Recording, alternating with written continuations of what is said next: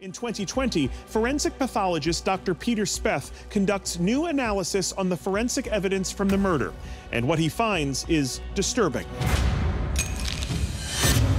When I looked at the autopsy report, there was something that caught my attention. The body, when it was found, was in a state of advanced decay, and the organs were gone. But what struck me was the face. The forehead was so well preserved, and the skin on the right foot was white, and yet the legs were skeletonized. How did that happen? How was it possible to preserve the face and the right foot? It suggests chemicals. So I began to research, what do taxidermists use to preserve the hide? They use what is called tannic acid, or tannin. Now I became interested in who had knowledge of tannic acid, and I hit pay dirt. Alexis Carrel. As we know, Alexis Carrel is the godfather of the sinister theory of eugenics, who Lindbergh counted as a close friend. Dr. Speth speculates that this evidence points to a harrowing possibility.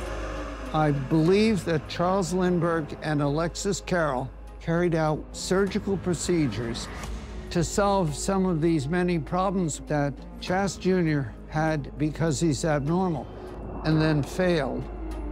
So they personally were involved in the killing of that child. Many find this theory too shocking to believe. However, there's compelling evidence supporting Dr. Speth's claims. Why then preserve the face and the right foot? Well, if the body's in advanced decay, how are you going to identify the baby? And what are the two identifying features? One, the prominent forehead, and secondly, the overlapping toes on the right foot. Dr. Speth further speculates that Lindbergh was certain that he wanted the body of Charles Jr. recovered, so that no one would come out later in life claiming they were the lost boy. There's no doubt this is a highly controversial allegation, but there's one more detail that may fuel this theory even more. Charles Lindbergh was leading the investigation and telling the state police what they could or could not do. He had the baby cremated and put out an order that none of the evidence would ever undergo further scientific investigations. To this day, the governors, the attorney general, and state police have been upholding that. Charles Lindbergh was a larger-than-life icon who changed the world forever. But he was also a very complex figure, living a life of contradictions. Will we ever know what really happened that stormy night in 1932?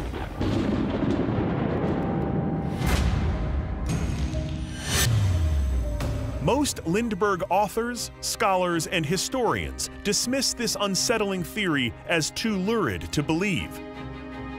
My own take is that the evidence to support it is highly circumstantial. What cannot be doubted, though, is the true tragedy here: the senseless death of an innocent child.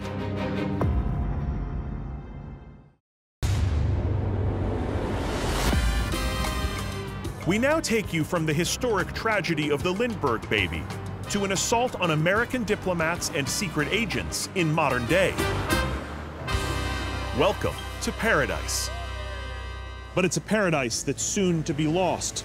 It's 2016 on the island of Cuba, in a quiet, upscale neighborhood considered the Beverly Hills of Havana. It's a popular location for foreign diplomats and U.S. embassy workers. But soon, they'll be seemingly attacked by something terrifying, something beyond all comprehension.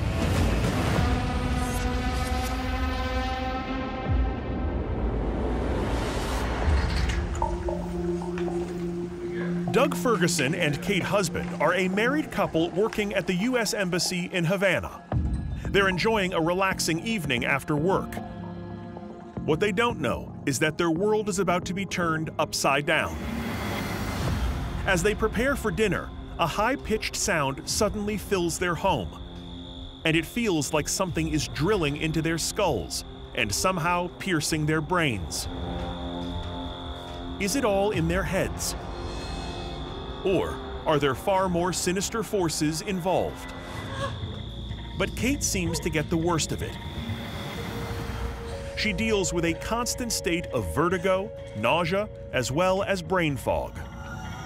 What they're experiencing doesn't have a name yet. At work, Doug makes a shocking discovery. The same strange things are happening to his co-workers. Dozens of U.S. Embassy workers in Havana are experiencing the same strange collection of symptoms: dizziness, trouble sleeping, vomiting, and short and long-term memory loss. This is definitely not the office flu. The media catches wind, and the mystery illness is dubbed Havana Syndrome. But it's not just limited to Havana. Cases with similar symptoms start popping up, affecting U.S. employees all around the world. There are incidents in Poland, Taiwan, Australia, Colombia, Tbilisi, Georgia, and Moscow. All the victims are either State Department employees, CIA intelligence officers, or their families. Is this all just a strange coincidence, or are dark forces at work? December 2017. CIA officer Mark Polymeropoulos is in Moscow visiting intelligence contacts. Mark is a real-life James Bond. For most of his career, Mark has worked in the field as an operative, hunting bad guys in Pakistan, Iraq, Afghanistan, and Yemen. But on this routine trip, this certified badass who has dodged bullets, RPGs, and ambushes is about to have his life changed. Little does he know he's about to get taken out by an invisible attack. I wake up in the middle of the night in early December 2017 in a hotel room in Moscow, and something really extraordinary is happening. My ears are ringing. I have tinnitus, which is very disorienting. It's a sound that never stops in your ear. I have an incredible case of vertigo. The room is spinning uncontrollably. I'm physically sick. I have a splitting headache, a migraine, and I'm realizing that something is going on much more than food poisoning.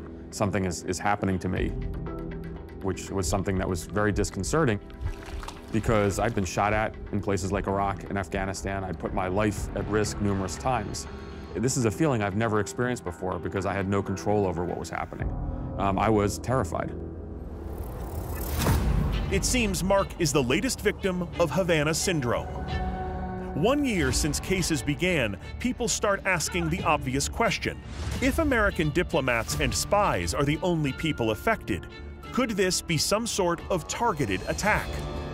The U.S. State Department is eager to find answers and sets up a study at the University of Pennsylvania. In March of 2018, 21 victims from Havana, including Doug Ferguson and Kate Husband, are flown to Philadelphia and put through a battery of tests at University of Pennsylvania's Center for Brain Injury and Repair.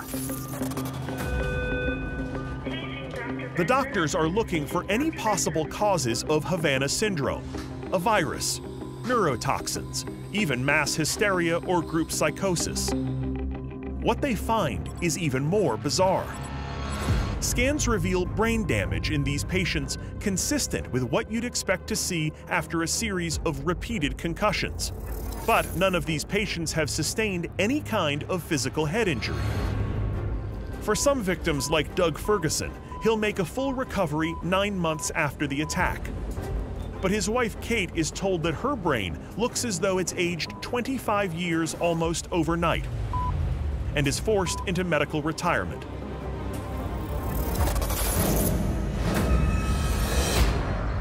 And then, researchers at the University of Pennsylvania come to a truly shocking conclusion.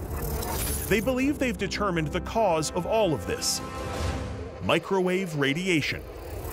Researchers point to the screeching cricket sound that often accompanies Havana syndrome. It's consistent with something called the Frey effect, the sound microwave radiation makes when it penetrates your skull. And exposure to microwaves results in the excruciating symptoms that line up with those reported by syndrome victims. The Penn study doesn't pinpoint where the microwaves come from, but at the end of their report, they do mention that Russia has been developing capabilities around microwave weapons. Okay, feels like they might have buried the lead on that one, but come on. The idea that Russian spies are shooting beams of microwave energy at Americans, it sounds like something out of a sci-fi movie or a cheap spy novel. Except it isn't, because they've already done it. 1953, the height of the Cold War. The USA and USSR are sworn enemies, and their intelligence services are playing an endless game of spy versus spy. Ground zero for that game is the American embassy in Moscow.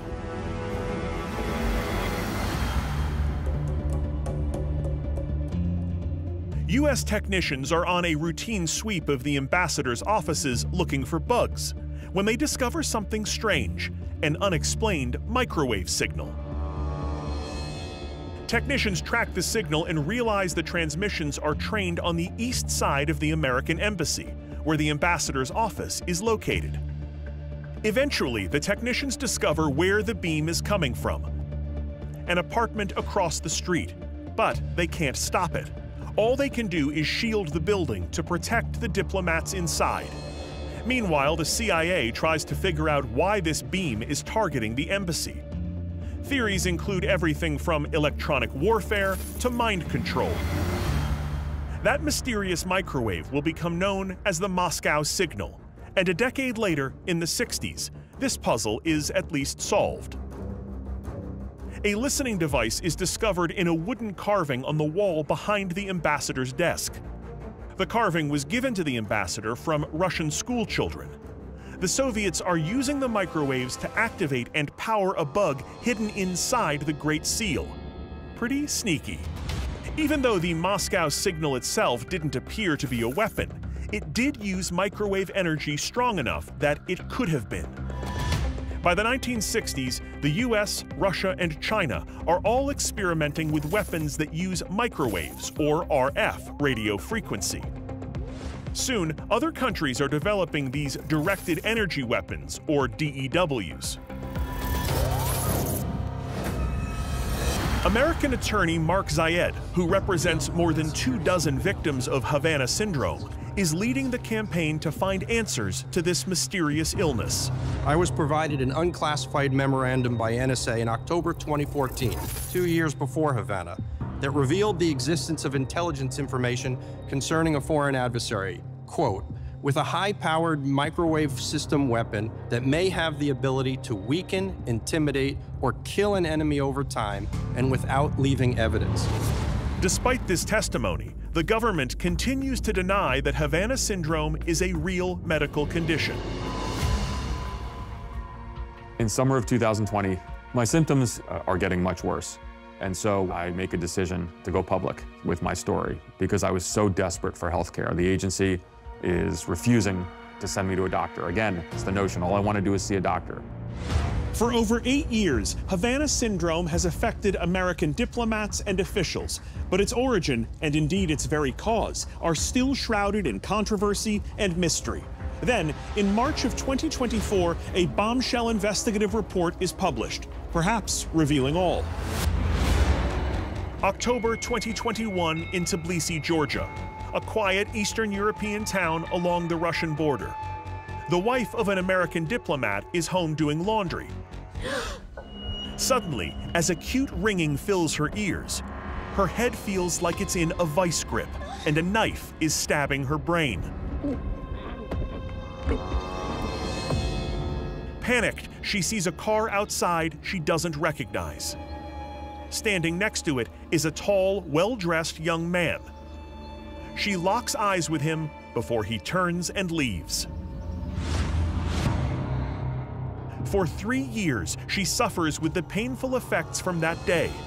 severe daily migraines, hearing problems, and 2 major surgeries to repair holes in her ear canal that her doctors can't explain. She doesn't know what happened to her, but she's convinced the man she saw outside her home played a part. It's a face she can't forget, but never expects to see again. March 2024, investigative journalist Christo Grozev is working on his biggest story yet, trying to uncover the origins of Havana syndrome. As part of his investigation, he is interviewing the diplomat's wife. We want to see if you can identify this man. And shows her a picture of a young blonde man. She is instantly filled with fear and dread. It's the man she knows is responsible for her 3 years of torture and torment. The man in the picture? Albert Averyanov, a Russian military intelligence operative. He's part of a secret unit inside Russian military intelligence known only by its code number, 29155. In March of 2024, Grozev and his magazine, The Insider, released the shocking findings of their investigation. Grozev uncovers a secret Russian cable showing members of Unit 29155 receiving awards for work on the development of non-lethal acoustic weapons. After 10 years of confusion and suffering, this document and the entire investigation possibly confirm the cause and the culprits behind Havana syndrome. This issue becomes very problematic because, in my view, and I think in the view of many others, this is an act of war. And so it then calls into question, what does the United States government do about this? Perhaps that's one of the reasons they don't want to get to the bottom of it, because then the question, as you sit around the National Security Council or in the White House, is what do we do? Officially, the U.S. government still says they do not believe Havana syndrome is caused by any kind of weapon. The CIA, the House Intelligence Committee, and the National Intelligence Council all state that there's no conclusive evidence a foreign adversary is responsible for the phenomenon. But try telling that to Kate Husband, Mark Polymeropoulos, and the hundreds of others who are convinced they've suffered, and are still suffering, due to some kind of secret attack. So, is a Russian intelligence operation really to blame for Havana syndrome? And are we standing on the precipice of a new and terrifying kind of warfare? Hopefully, the answers will soon be definitively on the record. But be warned, the truth could be extremely painful. I'm Džoš Gejts. Until next time, travel adventurously.